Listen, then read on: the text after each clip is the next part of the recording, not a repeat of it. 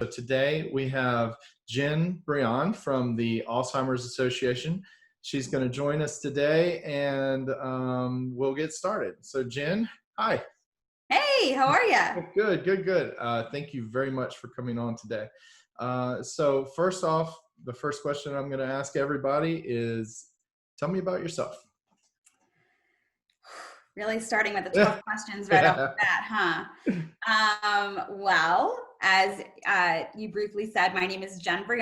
I live in Rolesville, North Carolina, which is right outside Raleigh. Mm-hmm. I am originally from New Jersey. I moved down here about 5 years ago, and I've been in nonprofit and fundraising for the past 10 years.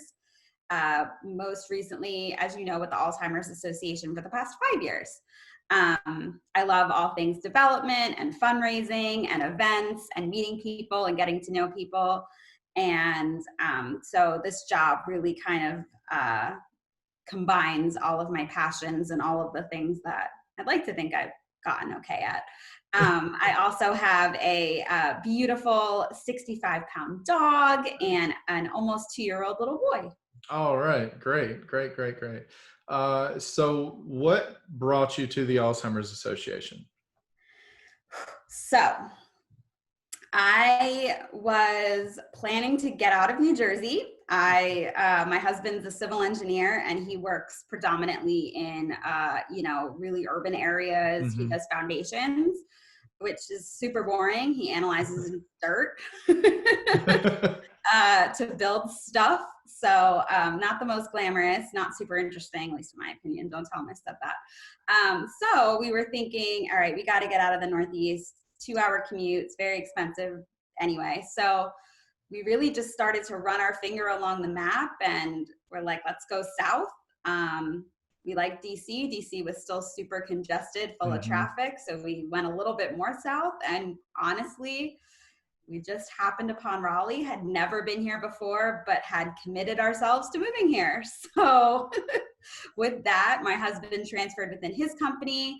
I was working at the Leukemia Lymphoma Society at the time, but the role that I was at just wasn't available here, and there wasn't a new role that seemed to make sense for me at that time. But I have a personal connection with Alzheimer's. My grandmother passed away from dementia. Her brother was formally diagnosed with Alzheimer's. He passed away about 5 years ago. So it's in my family.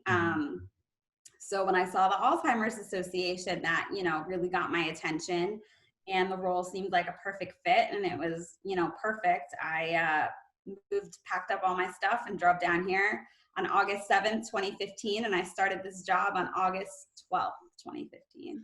Nice. Well, we are glad to have you in North Carolina. I'm glad you picked us. So that's great. Yeah, and one of the things you mentioned there, and I think it's very common for people who work with the Alzheimer's Association, and then also that work with companies like me for visiting angels that become caregivers, is they kind of have a personal connection to it before they start.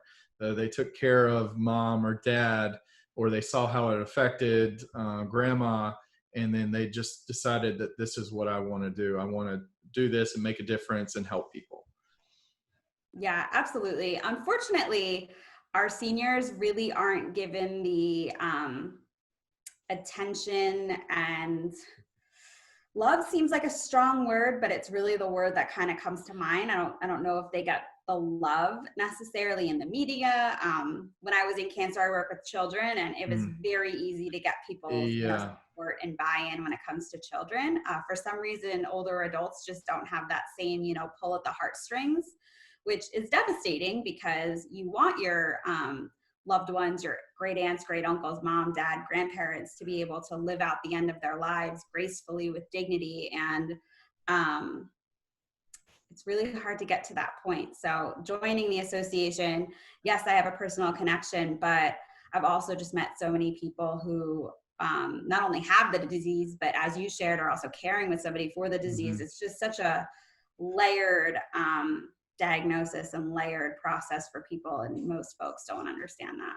Yeah, that's something, like you said, that we see all too often is, like I said, the love doesn't seem to be there for them. They're kind of push behind all these other special interests, which everyone needs money, everyone needs face time, and everyone needs care, but it does seem to go to the back burner. So one of the next questions I wanted to ask you is what kind of resources are available to people, to families, through the Alzheimer's Association? So first and foremost, Matt, as I'm sure you know, but for folks that are listening, there's no way to prevent or slow down Alzheimer's. There's no way to stop it either. So it is the sixth leading cause of death. About 5.8 million Americans currently have it that we know about. Right. As I'm sure you're aware, being based in Fayetteville, Fayetteville has a lot of rural communities on the outskirts of it, as does, Raleigh, and North Carolina as a whole, and many of our other communities across the country. The same person in Raleigh does not have the same access to resources that somebody in, the middle of nowhere, farm town, Right. further away. Unfortunately, right? It's not equal. So there are probably many more people who are struggling who just don't have the ability to go out and get a formal diagnosis. So the Alzheimer's Association takes a really good 3-4 prong approach into helping people. First and foremost, we're looking at research. Like I said, there's no way to prevent it, cure it, or slow it down. So we're looking for folks to help us do that. Through advocacy efforts, we've been able to, advocate on behalf of those 5.8 million people and their families at the federal level to, increase funding, which is now at $2.3 billion. It's historic. Just 10 years ago, we were at about 400 million. So the fact that we've made that much headway over the past 10 years is incredible. It also just shows the power of our volunteer advocates and the folks in the advocacy department, and really speaks to the federal government getting things done in terms of Alzheimer's. I mean, regardless of whatever side of the aisle you sit on, blue and red make purple, and that's something that we've been fortunate enough that people are agreeing about. So with that, research is the most important thing. We're the top funder of research besides the US government and the Chinese government. We've invested hundreds of millions of dollars in research, about 19 grants specifically in North Carolina. So that to me is super interesting. I love research. I'm not a researcher at all. Don't ask me any hard questions about research, please. But I'm very proud of our accomplishments, and I could definitely talk about that all day. Great. But as far as other support services that we do, I mean, our 24/7 helpline is the greatest lifeline I think that we have. Often I talk to folks about, raising money and joining the walk, but the most meaningful thing that I can give to people is our 1-800 number. It's 1-800-272-3900. Obviously, we're in strange times right now, but all of those folks are working remotely. And basically, they're able to answer any questions you might have about Alzheimer's, dementia, or the association. So there's baseline people who are information specialists. That's something I think I would be hired to do, just answer the basic questions. And then there's those master level social workers who can really, take care of people in crisis. God forbid there needed to be a call made to Adult Protective Services if somebody was missing, God forbid.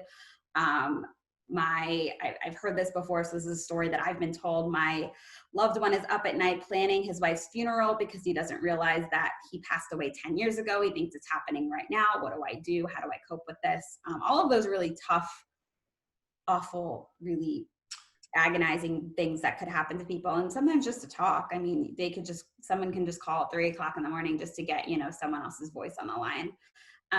So that I think is most significant. And then we also offer virtual support groups and virtual education programs to teach people about, communication styles with somebody with Alzheimer's, behaviors that they can expect, what the disease actually is, what are the 10 signs of Alzheimer's, and how to caregive through COVID-19 as well. We've really modified some of our caregiving tips to help people adapt now.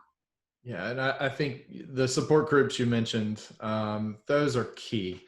I've seen so many people who they don't think they need support. Well, the caregivers, they don't think they need support, but talking to just someone else who's been through what you're going through or is going through it right now you get ideas, you get companionship, and just know that you're not alone. You're not the only person that's going through this right now. I think it's really important for people who are going through this with their families. You've got to have someone that you can talk to, even if it's just a vent.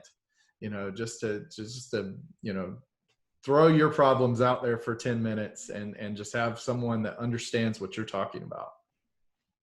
Absolutely. It's crucial. And again, and I think the other piece too, Matt, that you didn't mention is that, that generation tends to be a little bit prouder. I think Mm-hmm. folks, millennials or Gen Z or whatever it is, there's something a little bit more accessible and a little bit more comfortable about talking to somebody and, communicating your feelings. Whereas baby boomers and other people in that age range. I mean, if you talk to my mom about going to therapy or talking to somebody, going to a support group, she'd look at you like you had 10 heads. Yeah. So sitting in that support group arena can kind of be a little bit intimidating to people who just didn't grow up with that in their back pocket or didn't think that that was normal. Yes, you're exactly right. They're very guarded and like you said, proud. And it's hard for them to let their guard down and let someone else in to know what they're dealing with. They do try to hide it. They try to keep mom, just in the house where nobody can see her. And, it's sad. But yes, those support groups are very important. So moving on to our next topic, you mentioned the walks earlier. I know that's one of the ways that you raise money. What are other ways that you raise money for the Alzheimer's Association?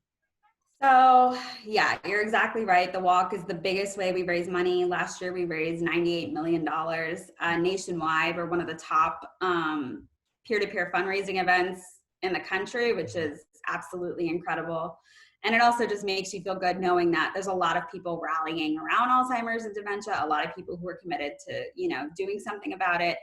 And there's that camaraderie that, for those people who are too afraid to speak up, go to a support group, they have that, environment at the walk, which is so special and so unique. But yeah, that is the biggest way we raise money. But we also have other events and other things that folks can get involved in. The Longest Day is our second signature event. It falls in June, which I cannot believe is only days away. I know, which is also Alzheimer's and Brain Awareness Month. We affectionately refer to it as ABAM in our Alzheimer's Association world. So the Longest Day falls on, as you may have guessed, the longest day of the year, the summer solstice, which I believe is June 21st. I believe you're right. Really bad. June 21st. I'm signed up for this event and I've raised money for it. So this is terrible. I think you're just me on an off day. And basically, to its core, the event is basically to do what you want to do, to remember and honor somebody with Alzheimer's while fundraising at the same time. It's completely up to you what that looks like, whether it's, you're walking 10 miles and you ask for pledges to help support you in those miles, whether it's a dance-a-thon, whether it's, you're knitting or you're baking or whatever it is. Basically, it's an event really to let people see what it's like to be a caregiver or somebody with Alzheimer's disease, because it is the longest day of the year. For those with Alzheimer's or their caregivers, every day can feel like the longest day of the year. And it really just gives you that moment to kind of say, all right, this is what I'm doing. This is why I'm doing it. The first time I participated in the Longest Day, I thought, all right, well, my grandmother who passed away from dementia, we loved to dance with her in the kitchen. If I were to plan my own event and get really creative, maybe I would plan a dance-a-thon for us to, dance to and raise money to for Alzheimer's disease. So that is, like I said, our second signature event. It started back in 2012. But we also have lots of direct marketing. We have local galas. We have a big gala that was supposed to happen in Charlotte a few months back, but is not happening due to, unfortunately, COVID-19. And then we have an event called Rivals, which is a flag football game held in Raleigh. All women. I've never seen a football game more competitive in my life, and I love professional football. It is no joke, and these girls raise thousands of dollars to qualify to play. So we do have a couple of different opportunities to raise money and get involved. I like to say the walk is kind of not the easiest, but it's just an event where you can kind of gather together, take a short walk, go to lunch after, celebrate, and be around other like-minded people in your community supporting the same cause. I am biased though, Matt, I'm sorry. No, that's fine. That's fine. So you mentioned the research and things like that earlier. Is there anything else that the money goes to other than research to, I guess, um, well, what am I trying to say? Is there anything else that the money goes to kind of help the cause? Absolutely. So, because, like I said, research is really at the forefront of everyone's brains because there's really no way. There's only a couple of medications out on the market right now, and those medications are to simply, try to lessen symptoms for those with Alzheimer's disease. They don't stop it. They don't work forever. So, Alzheimer's research is top of mind. All of our support groups, all of our education programs are completely free. We just ask that people register just so we have your name, and then we often send out surveys just to make sure the material is, we're giving people what they want, so to speak. We also have conferences, which we were supposed to have a really exciting conference in Fayetteville back in April around Yes. diversity and inclusion and Alzheimer's at a big church. We unfortunately had to make that virtual, though it was still a great event. So we offer all of those conferences, and we try to offer them at either a very nominal fee or free to the public, especially caregivers. We also get involved with a caregiver conference.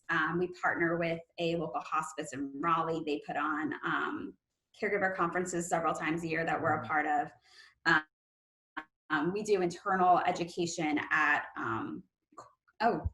corporations or long-term care facilities, things like that. All of our print resources, brochures, all of those things are given for free to families, to businesses, to whomever needs it. Our 24/7 helpline is also where the money goes as well. We have our contact center is robust. We have over 100 languages that calls can be done in. It's 24/7 holidays, so that's running constantly to help families. And then all of our online resources. We have education online for facilities to utilize or people to utilize. We have discussion boards, we have a community resource finder, we have a lot of things within our website to also help people. So I would say not the majority, but I would say the greatest portion of donations go to research. However, all of our support groups, education programs, paper resources, all of these things, our website resources also contribute to where the money goes as well, and our advocacy efforts too. Great, great, great. That's the word I was looking for earlier. Advocate. So, what are the details for the Fayetteville walk as we currently stand? Has COVID-19 affected how we're planning for that? So right now it is held as scheduled. It's going to be a little bit later. I want to let all the people know that I heard you. It's hot in September. It's the hottest place on earth. Hottest place. I think Fayetteville truly is the hottest place on earth. We had, unfortunately, a little scare with one of our volunteers who was trying to be super brave and not take a break. And it was truly scary for us, as well as our volunteer. So that, woke everybody up, but also it's just not safe for families. So we decided to, listen and take a long, hard look at this event and where we can have it and what would be safe for everybody. So with that in mind, we are going to have the walk, if it stays as it is today, October 31st at Segra Stadium with the Woodpeckers. Their facility is gorgeous. They're right downtown. It's super accessible.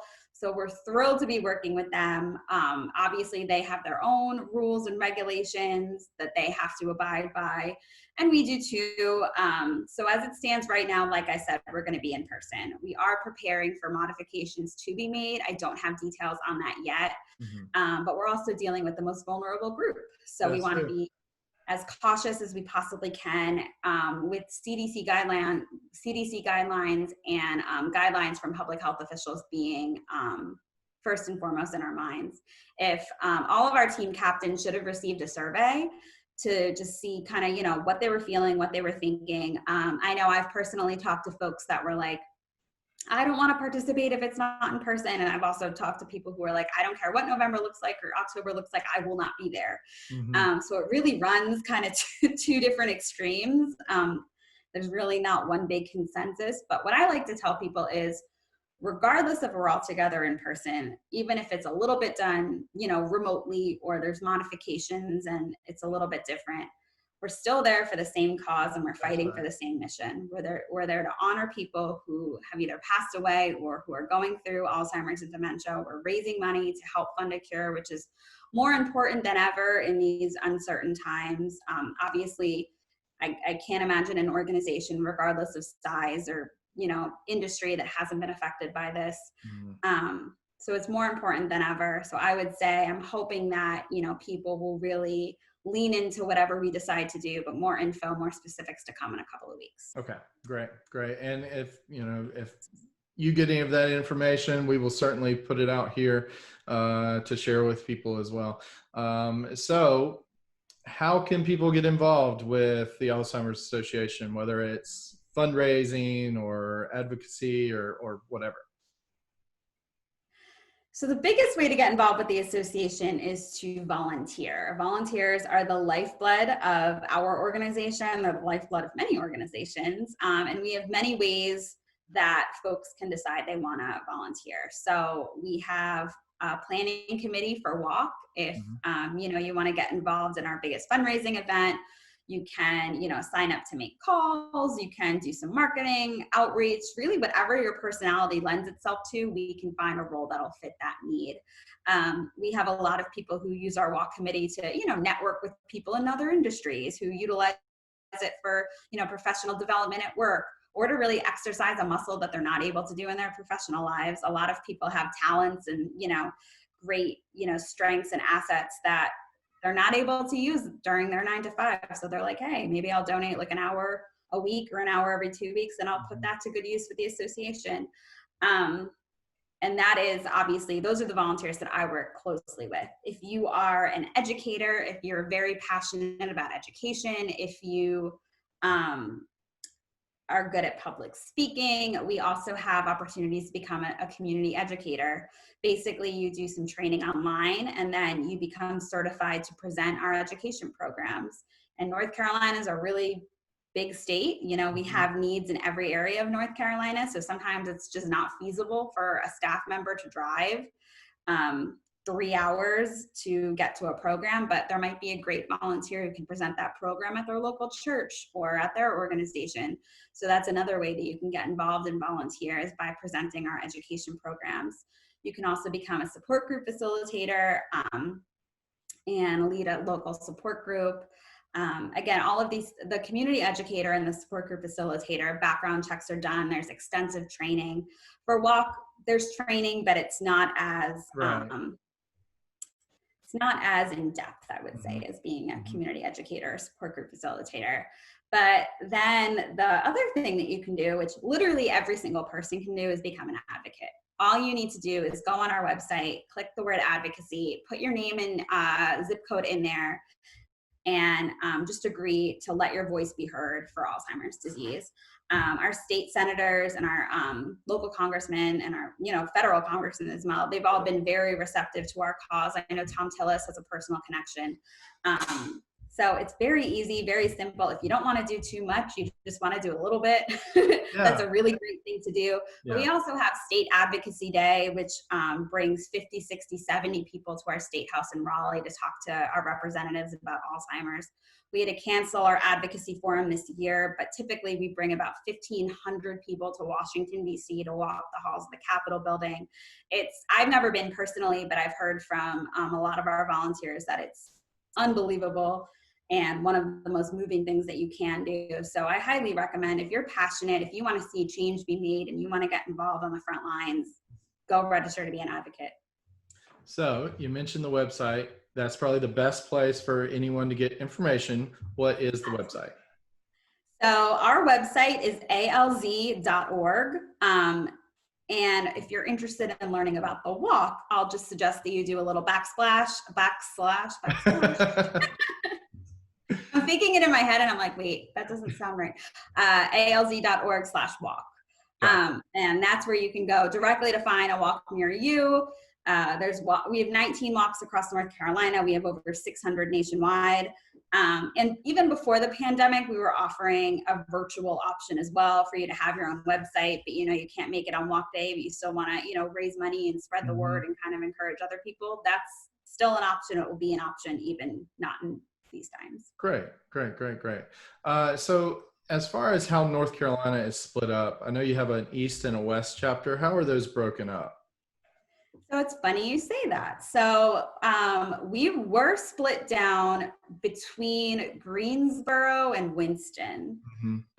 We are actually merging into one big happy family. All right.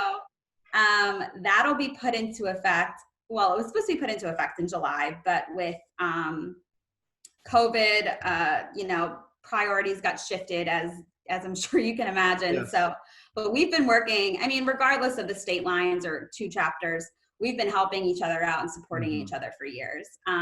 So we handle the 51, historically, we've been handling the 51 counties on the East, and our Western Carolina chapter has been handling, Winston-Salem to Asheville area. So supporting different, if there's a company in one area that wants to walk in another area from walk, or if it's a support group, conferences, things like that, we've been working together and supporting each other and trying to make sure whoever contacts us has the best resources. But yes, we are officially becoming, the North Carolina Alzheimer's Association. Well, that's great. So Jennifer, is there anything else that you feel like is not known about, or that's underutilized by from the Alzheimer's Association, or that people just don't know about that you want to make aware? That's a really great question. I would say this sounds kind of silly, but don't be afraid to talk about it. Stigma is a huge barrier with Alzheimer's disease. I've met a lot of people who, have it in their family. They'll whisper to me in an interview or at a meeting, and because they don't want to let everyone else in the room know. Don't be afraid to ask for help, and don't be afraid to talk about it.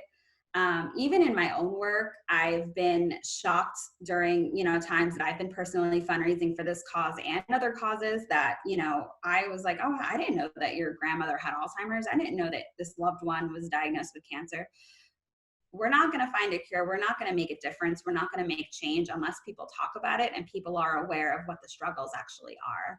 Unless you're in it and you're in the middle of it, you don't know that you have to, change somebody's diapers at the very end of the disease, that you might be spending your entire life savings paying for care. Those aren't pretty. They're not nice. So people don't really talk about it. So what I would say is don't be afraid to share what you're going through. Utilize the association's 24/7 helpline. And if you don't want to shout it on the rooftops or put it on social media, I totally get it. That's not my MO either. But don't let yourself and your family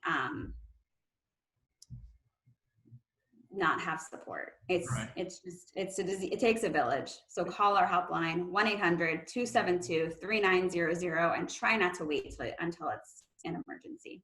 Yes, that is so true. I say the same thing for people who need care, whether it's Alzheimer's or anything else.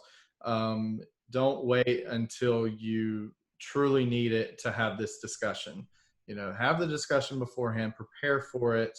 And as far as being a caregiver, you've got to take care of yourself so you can take care of who you're taking care of.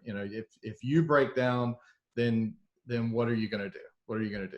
So, Jenn, thank you so much for being with me today. I really appreciate it. This is the first episode of the third act, so I am very, very happy to have you on. And I'll include the website and the hotline number in the description for this video and the podcast, so people will be able to reach out to the Alzheimer's Association. So again, thank you so much for being here with us. Thank you for having me. I appreciate you thinking of me. This was so much fun. I hope I didn't talk too much. No, that was perfect.